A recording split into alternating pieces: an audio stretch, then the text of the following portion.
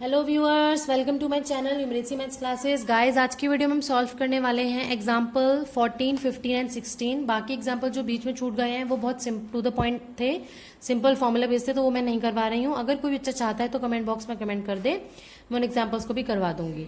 Example 14 start करते हैं। Find the sum of, first part में गिवन है द फर्स्ट 100,000 पॉजिटिव इंटीजर्स। अब पॉजिटिव इंटीजर्स कैसे लिखेंगे? इंटीजर है, उसमें नेगेटिव पॉजिटिव जीरो सब आता है, लेकिन यहाँ गिवन है कि आपको फर्स्ट 1000 पॉजिटिव इंटीजर्स ही लेने हैं। तो पॉजिटिव इंटीजर स्टार्ट होते हैं 1 से, नेक्स्ट आता है 2, फिर आता है 3, इस तरह से कहां तक बोला है? फर्स्ट 1000, यानी कि नंबर आएंगे 1000 तक। अब आप क्लियरली देख सकते हैं ये एपी है, क्योंकि 1 का डिफरेंस है तो हमें चेक करने की जरूरत नहीं है। अब हमसे बोला क्या गया? सम निकालो।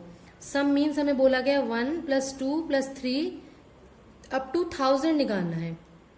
मीन्स आपको फर्स्ट टर्म गिवन है, लास्ट टर्म गिवन है, तो हम SN का एक फॉर्मूला पता है हमें, जो कि होता है आपका n/2 × a + l। अब ध्यान से देखना, फर्स्ट टर्म है, लास्ट टर्म है, और 1 से लेके 1000 तक की काउंटिंग ही तो है, क्योंकि फर्स्ट 1000 बोला है, यानी कि n आपका क्या हो जाएगा? 1000।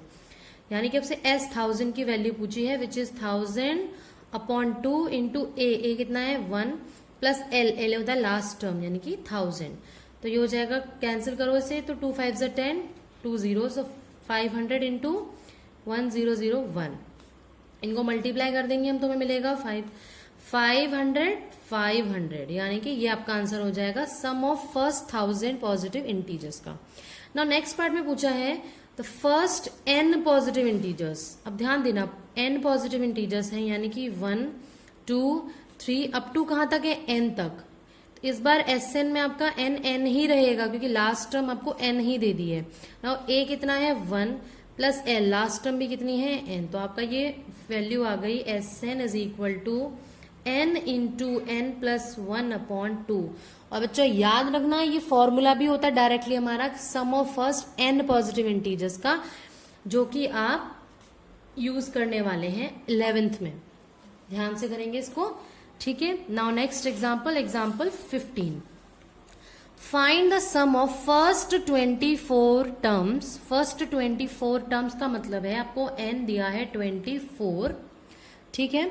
आगे बोला है whose nth term is given by an = 3 + 2n। nth term ये गिवन है, यानी कि जैसे जैसे मैं इनकी डिफरेंट वैल्यू पुट करते जाएंगे, हमें डिफरेंट a1 a2 a3 की वैल्यूज मिलती जाएगी।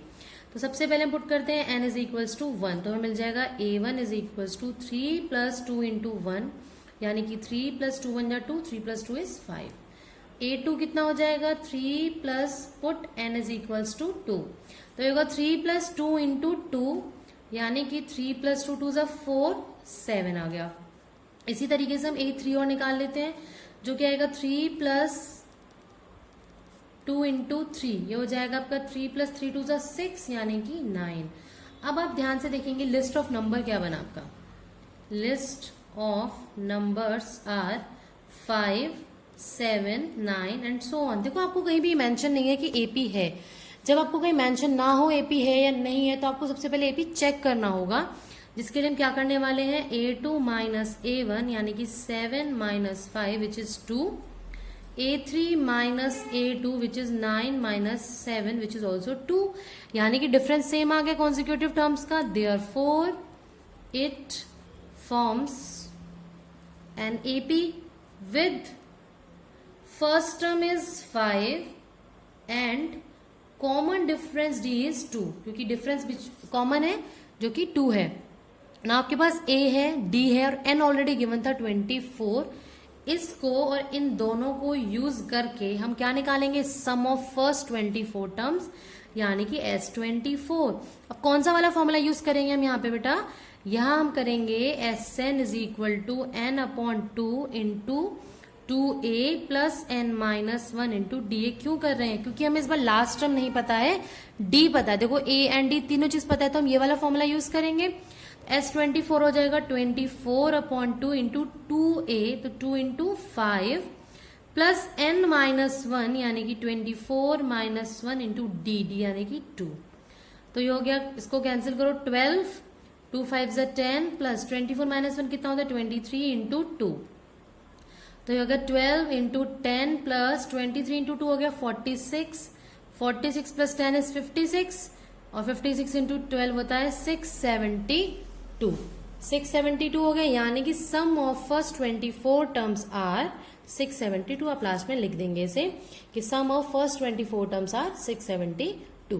मैंने a manufacturer of TV sets produced 600 sets in the third year. तीसरे साल में 600 प्रोड्यूस किए, यानी कि A3 की वैल्यू 600 बोल रहा है। And 700 sets in the seventh year, यानी कि A7 is 700। Assuming that the production increases uniformly by a fixed number every year। एक तरह से देखा जाए तो उसने ये बोल दिया ये AP है। क्यों? एक फिक्स्ड नंबर यूनिफॉर्मली बढ़ रहा है, और AP की डेफिनेशन भी यही होती है कि कोई फिक्स्ड नंबर हमारा इंक्रीज होता है, ऐड होता है प्रीवियस टर्म में। ठीक है, यही हो गई हमारी AP की डेफिनेशन, मीन्स AP बनाएगा। ठीक है, तो आप लिखेंगे A3 A7 गिवन है। आप चाहते लिख सकते हैं since production increases uniformly by a fixed number, therefore जो हमारा नंबर ऑफ टीवी सेट्स हैं मैन्युफैक्चर्ड इन किस किस ईयर में, फर्स्ट ईयर में, सेकेंड ईयर में and so on, forms an AP। क्या बनाएगा ये? फॉर्म्स एन AP बनाएगा। बस तो काम खत्म, हमारा AP बन गया। जो जो गिवन है उसे यूज करते हैं। सबसे पहला पार्ट हमसे पूछा गया है production in the first year, यानी कि आपसे A1 या ये कहिए A पूछा है। ठीक है, तो हम क्या करते हैं A3 A7 की वैल्यू को यूज करते हैं। A3 यानी कि AN, इसका फॉर्मूला होता है हमारे पास A plus N minus 1 into D। A3 given है तो N को पुट करो यहाँ पे 3, तो A3 is equals to A नहीं पता, प्लस N माइनस 1, N भी नहीं पता, सॉरी N तो पता है N इज 3, D नहीं पता। तो A3 की वैल्यू पुट करेंगे which is 600 is equal to A plus 2D। First equation बन गई है।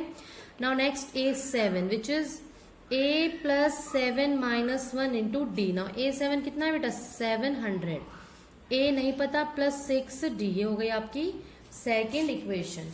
अब हम क्या करेंगे, इक्वेशन नंबर 1 और 2 को सॉल्व करके A और D की वैल्यू फाइंड आउट करेंगे। Therefore from equation 1 and 2 what will we get? देखिए A प्लस 2D 600, तो A प्लस 6D इज 700। हम यूज करेंगे एलिमिनेशन मेथड, जिसमें क्या होता है किसी भी एक वेरिएबल का कोफिशिएंट सेम होना चाहिए और साइन ऑपोजिट होनी चाहिए। A का कोफिशिएंट सेम है, साइन लेकिन सेम है, तो ऑपोजिट करने के लिए माइनस से मल्टीप्लाई कर देंगे तीनों को, तो ये दोनों कैंसिल। माइनस 6 प्लस 2 बन गया माइनस 4D, माइनस 700 प्लस 600 कितना हो जाएगा? माइनस 100। माइनस से माइनस कैंसिल, D की वैल्यू 100 अपॉन 4 विच इज 25। अब पुट करते हैं D इज इक्वल टू 25 को इक्वेशन नंबर 1 में। Put D is equal to 25 in equation number 1, तो ये हो गया 600 is equal to A plus 2D। D की जगह आ जाएगा 25, तो ये बन गया है 600 is equal to A plus 25 into 2 is 50। 50 इधर आके माइनस हो जाएगा, तो A की वैल्यू मिलेगी 550, यानी कि फर्स्ट पार्ट हमारा आंसर आ गया 550। Now the second part, production in the 10th year, मतलब A10 आपसे पूछा है, जिसका फॉर्मूला हो जाएगा A plus 10 minus 1 into D, जिसमें A आया आपका 550 plus 10 minus 1 is 9 into D is 25। आप इस पूरे को सॉल्व कर लेंगे तो आपको लास्ट में वैल्यू मिल जाएगी 775, यानी कि production of TV sets in the 10th year. Therefore production of TV sets in the 10th year, 10वें साल में कितने बने टीवी? 775। Now next part, third part में पूछा है the total production in first 7 years. पहले साल, दूसरे साल, तीसरे साल, इस तरह से 7वें साल तक, पहले 7 सालों का टोटल प्रोडक्शन, मतलब पहले 7 साल का सम पूछ लिया, यानी कि S7। तो फॉर्मूला यूज करेंगे हम Sn is equal to n/2 वाला, which is n/2 into 2A plus n minus 1 into D, जिसमें सब कुछ हमें पता है। पहले 7 का पूछा यानी कि n is 7 तो 7/2 into 2a, a is 550 plus n-1 यानी कि 7-1 इंटू dd यानी कि 25। ये हो गया 7/2, 2 इंटू 1 550 होता है 1100 प्लस 7-1 होता है 6 इंटू 25 इज 150। तो हो गया 7/2 इंटू, इसको ऐड करेंगे हमारे पास आ जाएगा 1250। 2 से कैंसिल करेंगे अब इसे, 2 6 12, 2 2 4, 2 5 10। इन दोनों को मल्टीप्लाई करेंगे तो मिलेगा 4375। देयरफॉर टोटल प्रोडक्शन इन 7 ईयर्स, वो 7th ईयर था, अगर ये 7 पूछता तो ये 7 ईयर्स में टोटल प्रोडक्शन पूछी है जो कि हो गई 4375। तो ये था हमारा last example of this chapter. अब हम स्टार्ट करेंगे इम्पॉर्टेंट क्वेश्चन की सीरीज। तो जुड़े रहिए मेरे चैनल से, इम्पॉर्टेंट क्वेश्चन की series from exam point of view हम डिस्कस करने वाले हैं chapter wise up to chapter 5। इसके बाद हम स्टार्ट करेंगे अपना चैप्टर 6। तो keep watching my videos and thank you so much.